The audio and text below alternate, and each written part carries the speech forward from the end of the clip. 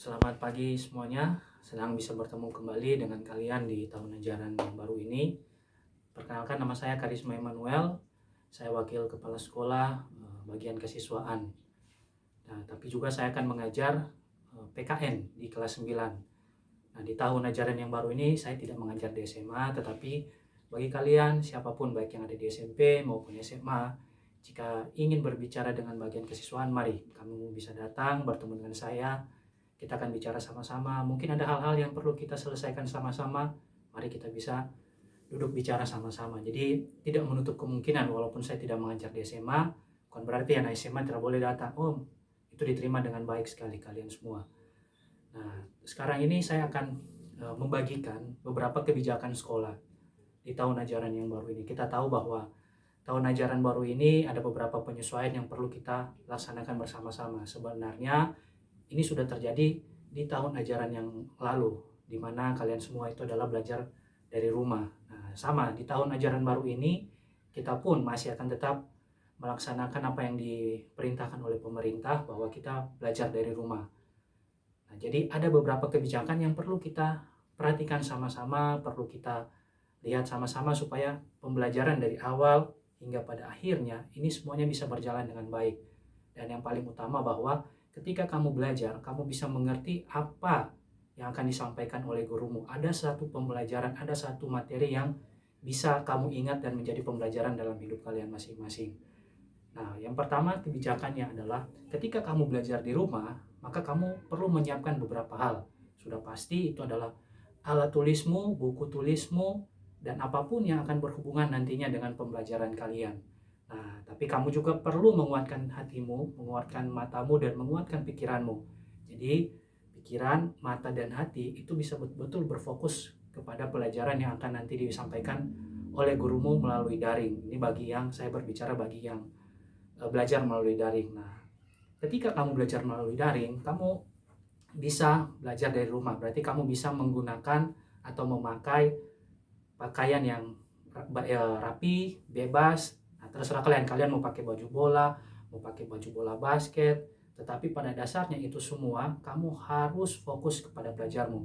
Kalau kamu lihat saat ini ya saya pakai apron, ada kaos, ada topi ya. Mungkin juga bisa pakai headset, silakan. Itu bagi kalian yang belajar dari rumah secara daring. Seperti kita saat ini secara daring ya. Itu kamu bisa pakai, tetapi yang perlu kamu ingat bahwa mata kalian, pikiran kalian, dan hati kalian itu adalah fokus belajar. Nah, tapi ini ada sedikit perbedaan dengan teman-teman kalian yang cukup kesulitan untuk belajar secara daring, atau kalian memiliki keterbatasan, atau ada hal-hal yang perlu kamu lakukan di sekolah supaya kamu bisa belajar karena keterbatasan sarana dan prasarana. Nah, ketika kamu harus belajar di sekolah, bukan berarti kamu datang dengan pakaian bebas, tidak.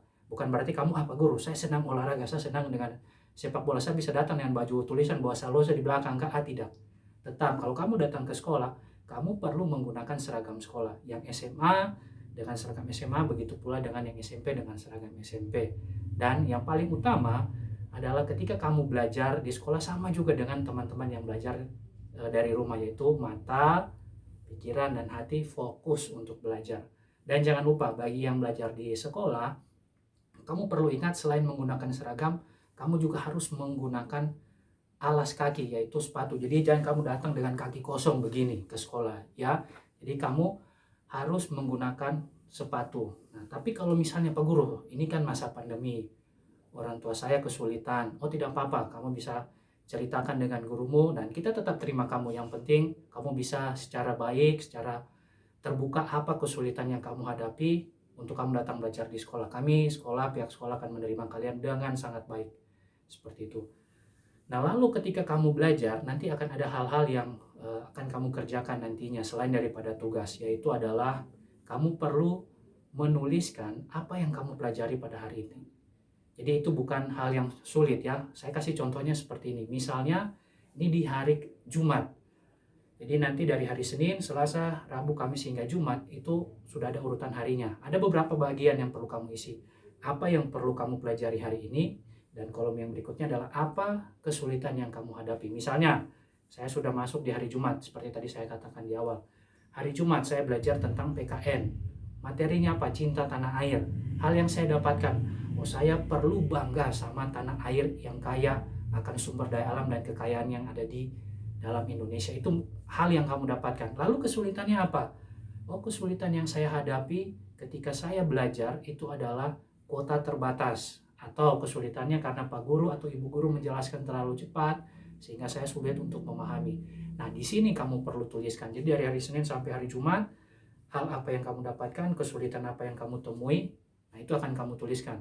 Nah, bagi yang pelajarannya secara daring, ini kamu tuliskan, kamu tinggal foto, bisa kirim via WA, kirim via email, dan ini kamu kirimkan kepada wali kelasmu. Ini sebagai bentuk perhatian kita kepada kalian, apakah betul kamu bisa belajar dengan baik atau tidak. Nah, kalau yang belajar di sekolah, berarti kamu perlu menuliskan, atau kamu tidak bisa kirimkan apa yang sudah kamu tuliskan itu, berarti kamu harus datang ke sekolah dan mengumpulkan. Jadi hari Senin saya belajar apa, nah hasil tulisannya atau kertasnya, kamu akan bawa dan kumpulkan di sekolah. Nah, nanti kepada orang tua juga kita akan memberikan hal yang sama, di mana orang tua akan melihat apa yang anak pelajari hari ini, apa yang anak lakukan hari ini, apa kesulitan yang orang tua lihat dari anak. Nah, itu akan dituliskan juga. Ini juga sebagai bahan refleksi bagi kami guru maupun pihak sekolah, sehingga kita sama-sama membuat satu kebijakan yang pada nantinya tepat sasaran bagi anak-anak kita semuanya. Dan juga di tahun ini kita tetap akan mengadakan chapel, kita tetap akan mengadakan devosi, namun ini sifatnya secara daring untuk yang bisa mengakses internet. Nah, bagi yang tidak bisa mengakses internet, maka kami akan memberikan panduannya. Jadi bagi anak-anak sekalian nanti akan membaca kebenaran firman Tuhan, jadi akan ditentukan ayatnya, lalu setelah dibaca, hal apa yang kalian dapat itu akan dituliskan. Nah, nanti dari semua hasil perenungannya, sekali lagi, baik itu pengawasan kita yang tadi apa yang kamu pelajari maupun hasil devosi, ini akan dikumpulkan kepada pihak sekolah supaya pihak sekolah ini bisa melihat apa yang sudah kamu lakukan. Nah, ini kebijakan ini sifatnya selama pandemi.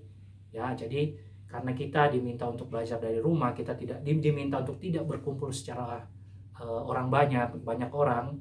Nah, jadi ini adalah kebijakan yang diambil oleh sekolah. Nah, Pak Guru berharap, saya berharap secara pribadi bagi kita semua, baik itu orang tua, siswa, mari kita semua jaga kesehatan. Mari kita semua berupaya untuk tetap mengikuti arahan kebijakan yang dilaksanakan oleh pemerintah. Kita menjaga diri kita, kita pun menjaga orang lain. Jadi semangat untuk tahun ajaran yang baru ini, untuk pembelajaran yang cukup berbeda dibandingkan dengan tahun-tahun sebelumnya. Kiranya Tuhan Yesus memberikan kita kekuatan, memberkati kita semua, dan sampai bertemu di dalam kelas kita masing-masing. Sampai jumpa.